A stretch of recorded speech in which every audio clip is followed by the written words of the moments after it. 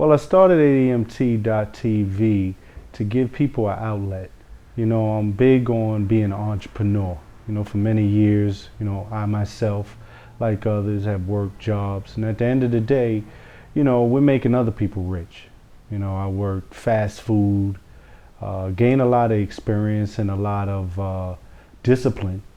But at the end of the day, all I got out of it was a paycheck. At the end of the day, the person that signs your check is the one that is really reaping the benefits off our hard work. So I wanted to, as I got older and thought about different things I wanted to do, I wanted to be able to share my story. I never felt comfortable with just working a job. I always wanted better for myself and wanted to figure out what I had to do to get to that point. So one of the things I did was went into starting my own pest control company, along with my brother, business partner, Derek. And from there, it just went on. One of the things I want to create was an opportunity for people to share their stories and share their experiences. Not just seeing the good side, but, seeing the trials and tribulations, because a lot of people, they only see what you got and never seen what it took for you to get there. And that's why I started ADMT.TV, to give people an outlet, to give people that want to start something but don't really know how to go about doing it, an outlet. And, that's what inspired me to start ADMT.TV. Well, some of the things I'm working on with ADMT.TV, besides just, promoting entrepreneurs, I also promote entertainers, actors, artists. Right now, I'm managing a group, Good Living, Dame Dollar, Barry J, and just focusing on them. I myself started in the music business in, I would say, early 80s. I was in a group, Jigsaw. Me and a friend, Omar, Smooth Bro O, got together and we started rhyming. At the time we were just going off, recording tape decks and using headphones as microphones. And it started with that, and then eventually another friend of mine, Jama Ibn Allah, Jama, came through and we got together and started the business. Collectively just tried to work on the music. It worked out for a while, thanks to our manager, A.L. Dre, D-Live Golf, the engineer, can't forget him. A lot of different intricate parts to it, but along with the grind, because the music business can be very, laboring. Guys, after a while, guys just decided to go in their own direction, and me, I went on, to go solo. One of my biggest probably attributes was being in the Source magazine along with Hot 97's Home Jams. And from there, I was actually put in the issue of Biggie's last issue. That was the 97 issue. And again, from there I went on to do other things. But as I got older, I was inspired to fall back a little because of some of the things I learned and some of the things I realized I needed to change in order to do certain things. And with doing so, I was inspired to continue to go forward and, try to see if I could go into the management side, more of the behind the scenes.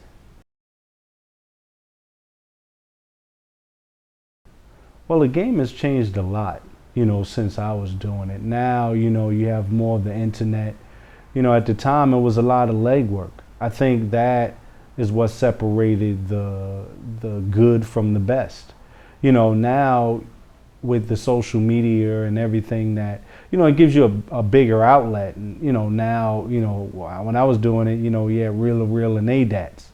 Now, it's so easy to just even upload your music, and you have so many different outlets. So, I think it's a great thing, when you look at where it started and how far we've came. I give it credit to anybody that's doing it. And like I said, shout out to, a lot of the dudes that's representing Brooklyn, from the Papooses, Joel Ortizes, Manos, the list goes on. It's so many, no disrespect to anybody I didn't mention, but it's so many great ones. And that's where, again, I bring up Good Living and think that they're that next group to take over those rings. Like when you look at, the West Coast, and you got Game, Snoop, and so many others, and you look at Kendrick Lamar, they passed that torch on to him, and I see the same thing with Good Living. Good Living is definitely what the game needs right now, and I think we'll be, they'll be like the little brothers to the dudes that's really, making the way and paid the way to Jay-Z's and stuff like that. So, I think that with the hard work, the perseverance, it'll definitely pay off.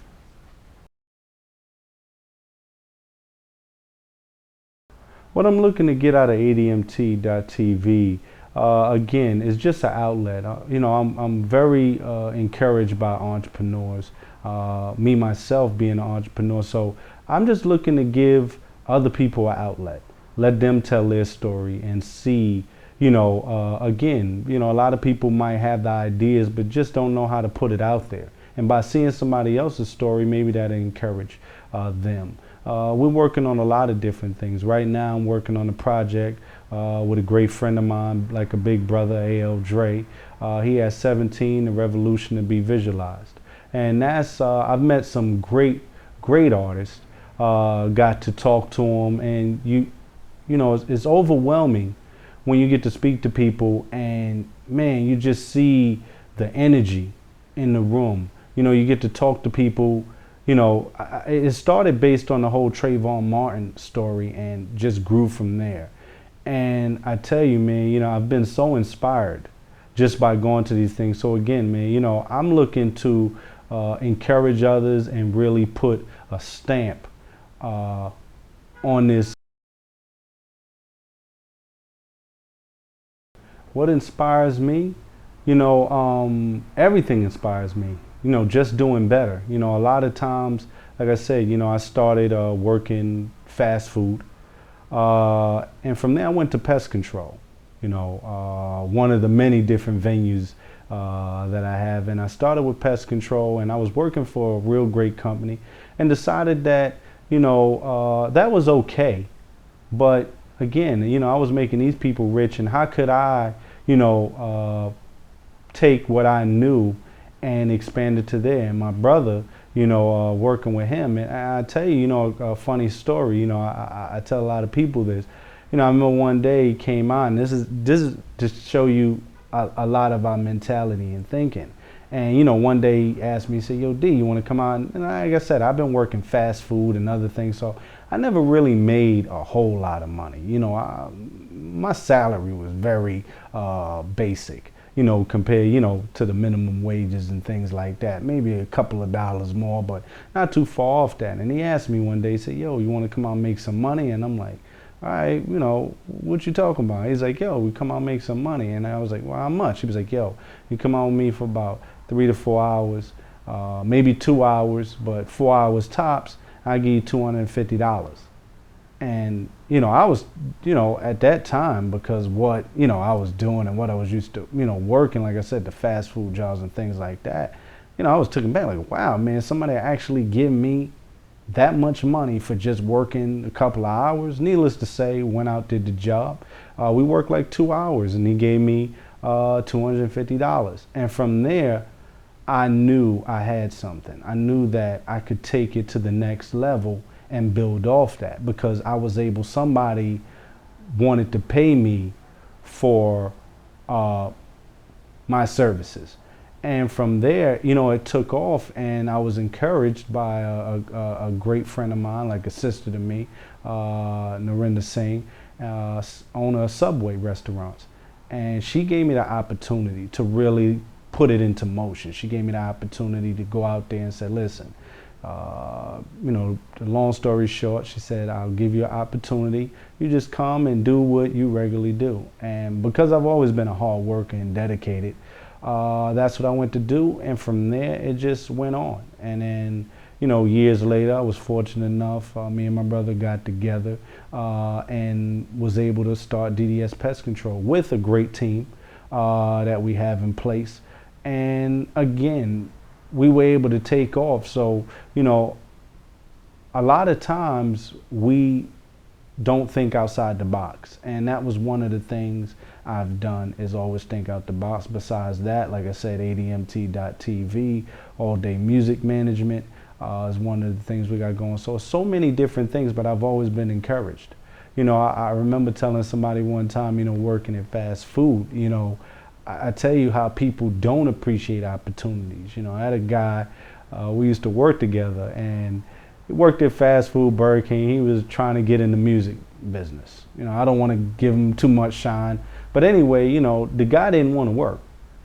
And, I was always the guy that came in, and when somebody else didn't show up, I always got the raw end of the stick, and I was determined to, like, if I ever make it to be, a supervisor or anything like that, I'm going to be no nonsense. And I've always been that way because I hate laziness. Well, I don't want to use the word hate, but, I don't take too kindly to people that don't put the effort in.